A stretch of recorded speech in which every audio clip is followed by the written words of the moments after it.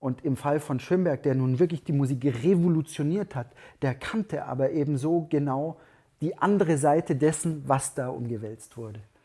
In diesem Sinne würde ich es, oder der schönste Satz zur Tradition ist natürlich, wird Gustav Mahler zugeschrieben, dieses Tradition ist nicht die Anbetung der Asche, sondern das Weitertragen des Feuers. Das wäre mein Credo auch. Das Weitertragen des Feuers geschieht ja vor allem durch Interpretation. Jetzt haben wir das Glück, sozusagen einen Komponisten und Interpreten gemeinsam vereint auf der Couch sitzen zu haben. Inwieweit wird man durch das Interpretieren von der Musik auch inspiriert? Zum Beispiel kann man jetzt auch hören, Schubert, der Hirt auf dem Felsen. Hinterlässt er Spuren im eigenen Schreiben, gerade auch wenn man an die Klavierzyklen denkt, die ja doch eine Schubert-Hommage, eine Schumann-Hommage, es gibt Klavierwerke, die eher an Beethoven, eher an Mozart angelehnt sind. Es sind ja fast Huldigungen. Das stimmt. Es sind Huldigungen, trotzdem ist das für mich fast noch Wichtigere natürlich die Differenz zu dem historischen Vorbild. Weil es ist ja bei mir nicht so, dass ich nostalgisch in die Vergangenheit blicke und sage, war das schön, jetzt schreibe ich in diesem Stil. Sondern ich liebe diese Musik abgöttisch, ja.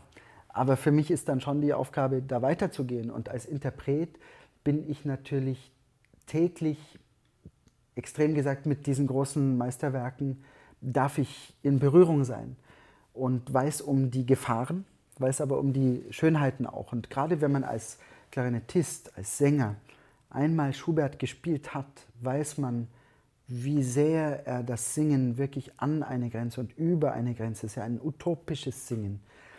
Die himmlischen Längen, die Schumann so gelobt hat, gerühmt hat bei Schubert zum Beispiel, da kriegt man ein anderes Verständnis dafür, wenn man einmal als Klarinettist diese unvollendete Solo gespielt hat, Oboen-Solo und Klarinetten-Solo, das sind utopische Melodien. Wie soll man das spielen? Da muss man ein Engel sein, 5 Engel sein, weil wir über Luft gesprochen haben, mit 10 Lungen, ja, um das wirklich spielen zu können. Und wie modern ist das, ja? Und in der Psychologie ist er sowieso eigentlich der modernste, der Schubert.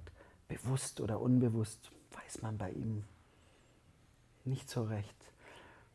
Wie ist das? Wie ist jemand, der ganz früh eine Leichenfantasie schreibt? Was ist das für eine Psyche? So früh gestorben, mit 31, glaube ich. Er schreibt aber über 600 Lieder. Warum singt jemand sein Leben lang? Also ich finde, das sind schon Fragen, die sind heute noch wichtig für uns. Was heißt das für uns?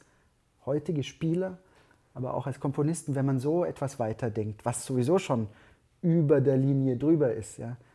Wenn ich diese Linie noch weiterspinne, also stete Inspirationsquelle.